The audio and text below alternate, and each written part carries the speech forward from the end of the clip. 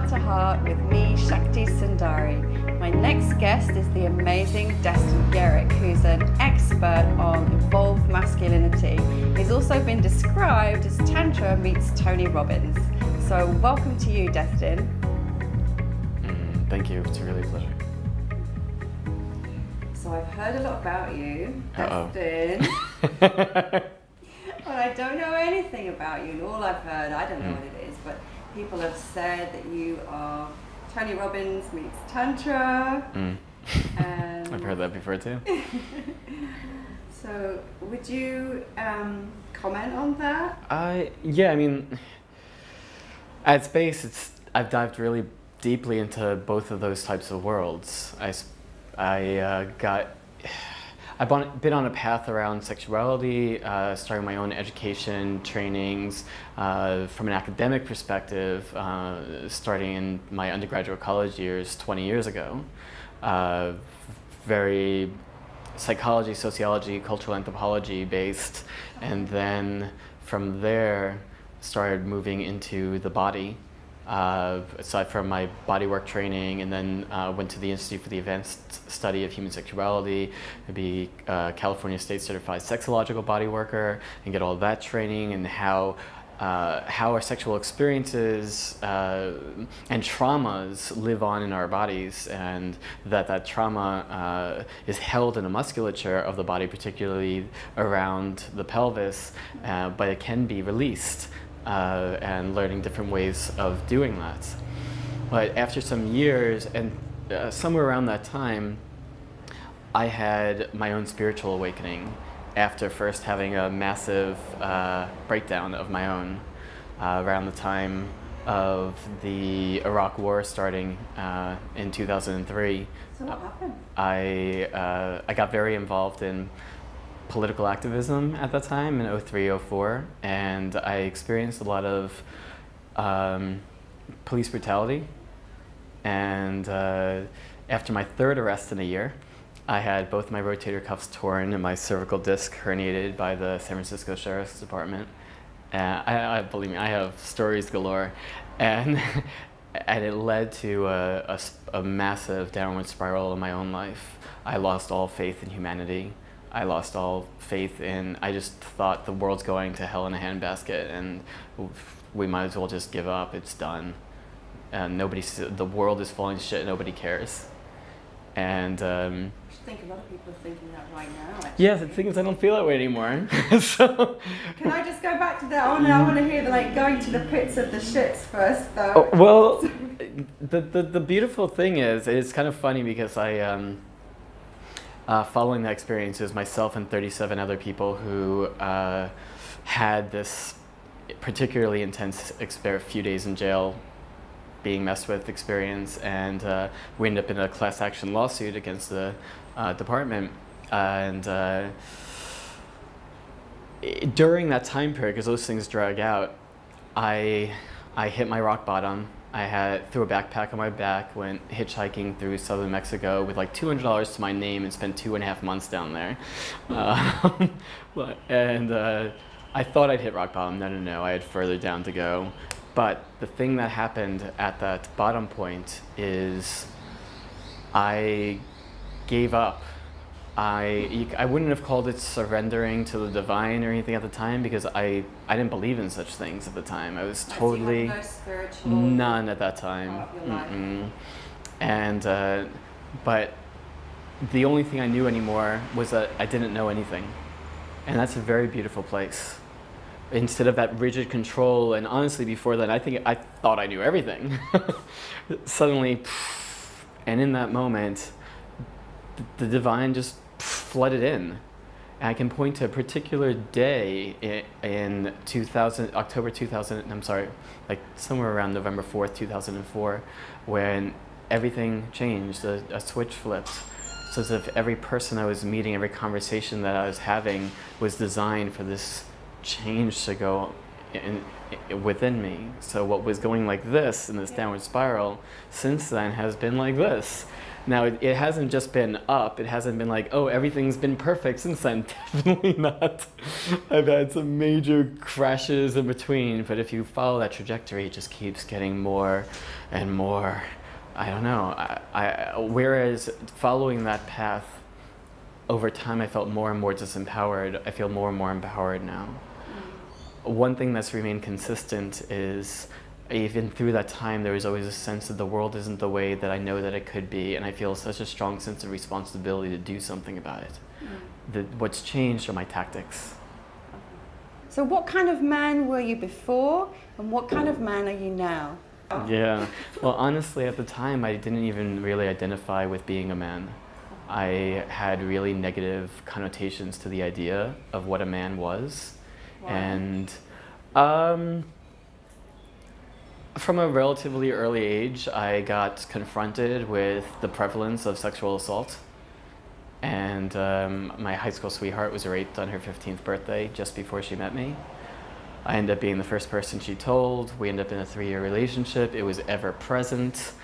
It had a huge impact on me. I was like 17 years old. I wasn't equipped to handle that. And then from there, I ended up becoming that person that women shared their stories with. And so I just got hit with these stories left and right and left and right and left and right, and their own wounding around the masculine I ended up taking on, and both disconnecting from other men, distrusting other men, as well as disconnecting from that part of myself and distrusting my own masculinity. Yeah. So that's the kind of man I was before.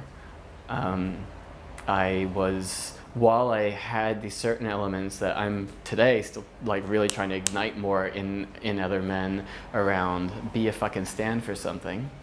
Yeah, because you're an activist, you said. Yeah, and it's funny, my presentation yesterday was on the evolved masculine, which is my signature talk, so to speak, these days. The people who come to events like this tend to be the men, because my message is definitely focused towards the men. I love women. I have massive respect, honor, awe of women. You're so needed, and your rise is so welcome. And with that, a lot of men don't know what to do with that, to put simply. There are men who are responding. There are men who are responding in a similar way as Donald Trump is a perfect representation of as men, the feminism is the worst thing that ever happened to humanity, and as men we need to reassert our place, put women back in their place, and take back that dominance and control. And while Trump is a little bit more complicated than that, he certainly ran a campaign that reinforced a number of those pieces. So there's that, the anger and the resentment, and we must take this back from those uppity women. And then there are other men which are more dominant in this type of a environment who have responded to the rise of the feminine with, let's worship the goddess, yes to the feminine. I don't want to do anything to make her feel uncomfortable or disrespected, or I don't want to be that guy or come across creepy. So in the process, he completely emasculates himself, he disempowers himself, he's lost sense of his own truth, his own desires, his own masculine power. And so really the evolved masculine, as I define it, is this third way. So if a man's listening to this and he's sitting there and he's thinking, what the fuck am I supposed to do? I'm not getting it right here, I'm not getting it right there, I don't know what the fuck to do, I don't know how I'm supposed to be as a man. What would you say to this guy? Yeah. Seek support. Honestly, I think that this is part of it. In being in this realm, I have at least 10 colleagues, female colleagues, who are running different forms of women's empowerment groups or women's circles for every one man who's doing work like that. And the women who are doing that work are like, where are the men? Where are the men who can really handle us, who can really meet us here? And it makes my work really in demand, which is nice. But seek support, whether from me or there are other great men out there doing good work. Unfortunately, there's far more men out there doing questionable work who may have great elements, but then they have really toxic elements as well, especially in this area of men teaching other men about being a man, women, sex. There's a lot of toxic stuff out there. So recognize first, watch what are you taking in, and is this really feeling an integrity? Is this something that you feel very proud of? Is this something that you can proclaim to the world? Yes, I am a part of this, and I am fucking proud of it. Is this something that you can, that the women in your life are like, yes, I'm so glad you're doing that? Or are they, or do you feel you need to hide that, or you do it under a different name? Keep this because. Can I ask you something about Please. this? So I know loads of really beautiful conscious men, but I have also noticed the difference in how the men that I know and the women that I know address these issues of evolution and development. And I've noticed a quality of pride or perhaps a difficulty in admitting vulnerability in the men that I know. So how would you address that? Oh, well, we're trained very differently, men and women. And as men, we're supposed to, just by being a man, you're supposed to already know it all, have it all figured out, be a rock star in bed, be a self-made multimillionaire, be hard, ever strong, impenetrable, absolute control of your emotions, and anything other than that is to show weakness. And as men, by and large, in our larger dominant society, you're not supposed to show weakness. People will take advantage of your weakness. People will shut you down for your weakness. Other men will crush you. Women will be repelled by you. So that's the dominant message. Yes. Yeah. So how do you deal with that with the guys that you work with? A lot of the men who come my way are already turned off by that dominant message. It's just they're seeking something to take its place. Like, if not that, then what? Right. One, if you're listening to this and feeling any sort of resonance, if you're even hearing those words, you're like, yeah, it feels so heavy. Just know, this is the power of community. When there is, this is the dominant messaging, it's very difficult to own something else, to be like, okay, well, I guess that's just how it is. So by seeping yourself in a different mentality, a different energy field, so to speak, it gives you something else to relax into. Here's, with the men who join our evolved masculine path, we say that this is a space that welcomes what I call powerful vulnerability. I like that phrasing because we don't, especially as men, we don't think of vulnerability as being powerful, but it is in two fronts. One, the very act of being vulnerable actually has a really strong impact on the people around you. And the other part is, it actually takes a certain power to be vulnerable. It's like, here, this is me in my total vulnerability, and I can share it fully with you. Take your slings and arrows, and I know I'll be okay.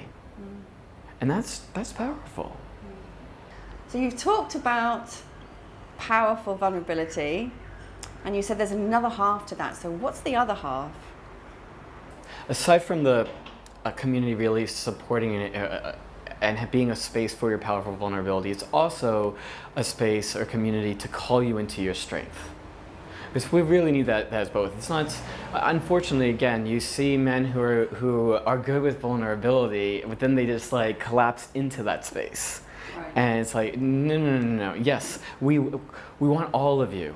And you are strong. You are powerful. Maybe you just need to remember that. But you are strong and you are powerful. And there is an infinite well of power within you that you can tap into and maybe even surprise you with what can come out of you, what you can do, what you can create, what you can make happen in this life. And that's the you that I want to see. Wow. So you know that anything is possible, right? I, you know, I've been on this path for quite some time now, and the life that I have created for myself, I never would have imagined. I mean, it's one thing to, sometimes I speak of like creating the life of your dreams, but the truth is, I've created a life beyond my dreams. There's so much that I mean, just this past week, Jesus, that I've experienced, I never would have imagined was possible. I mean, I have an international lifestyle with, I mean, I'm in 6 or 7 countries this year with my work. I used that first time 12 years ago, well not the first time, but 12 years ago I traveled on a total shoestring, $200 for 2.5 months. Now I can spend money freely, but more than that, I'm paid well to do my traveling. I have a woman at my side who not only do I love and adore and am I turned on by and have an absolutely incredible sex life with, but who inspires me. Who's powerful in her own right, who's tapped into her own gifts, who lifts me up, believes in me, accepts and loves me so fully and completely. I mean, that alone is so potent. And these things aren't accidents. You know, they all end up, that came into my life because of this inner work that I've been doing. So you really stepped up into this yourself and you've created this amazing life and you're showing everyone that it's possible to be anything and everything you want to be. If anything, I just want to be an example of possibility and inspire of like, you know, what would it look like for you? If you were to take off all limitation. Really, I mean, it can be scary sometimes to let yourself really dream because I'm sure you've had the experience of you've wanted something, you've dreamed something, and then it didn't happen. And honestly, yeah, I've had that experience too. If I have any gift that has really served me in this life, it's tenacity. It's a refusal to stop. No matter, there's a Japanese proverb of fall down 7 times, get up 8. Like more like fall down 700 times. just keep going, get up, keep going. It's not just resiliency though, which is itself a powerful thing, but that through it, if you have a choice, you can collapse, or you can take it and become stronger and more powerful as a result. I've got 2 more questions for you. Yeah, please. So Destin, what does the evolved masculine look like? I have a 5-minute rendition of it, but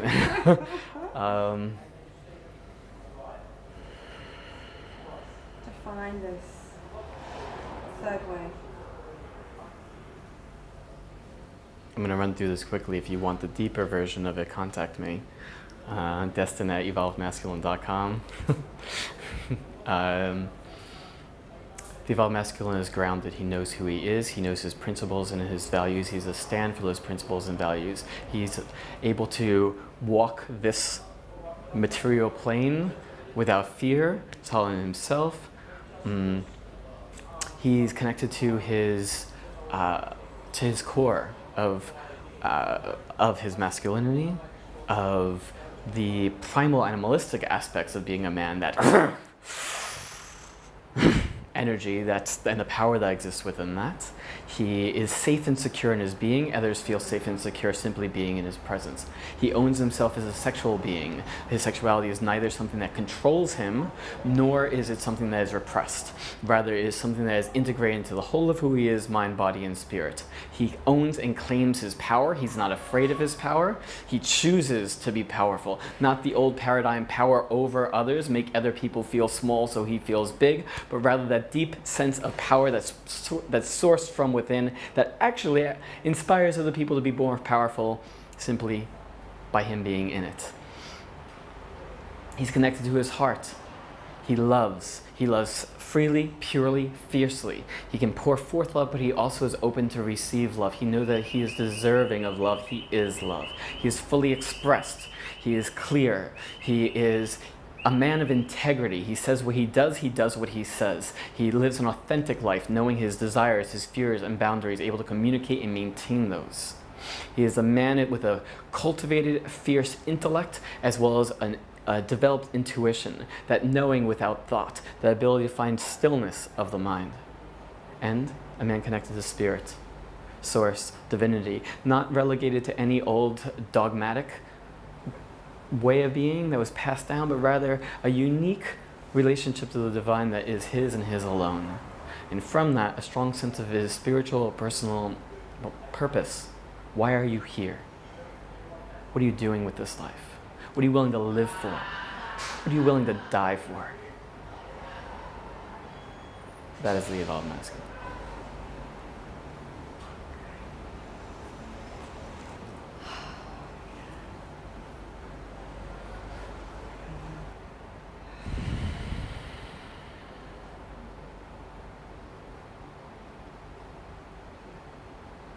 One caveat.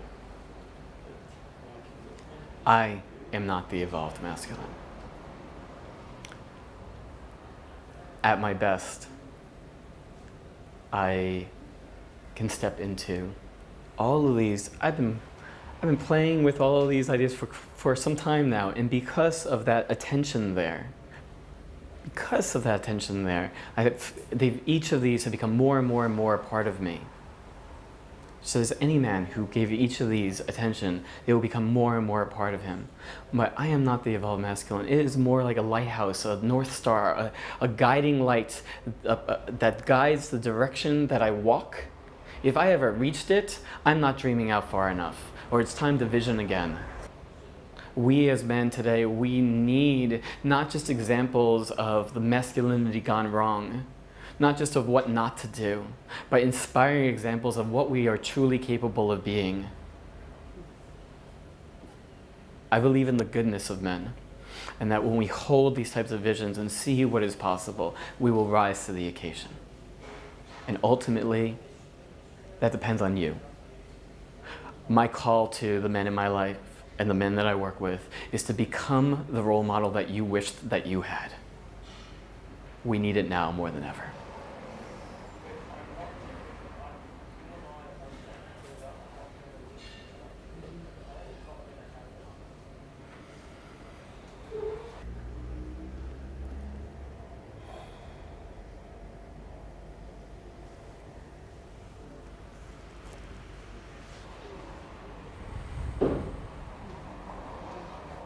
Thank you.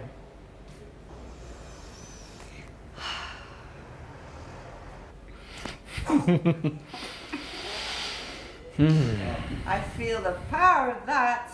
Wow. I'm blown away. Thank you so much, Destin. As a woman, as someone who walks the earth, as a mother, as just a person living in this time, thank you so much for the work that you do and for everything that you've shared with us. So brilliant, so clear, so inspiring. Thank you. Thank you so much. Thank you.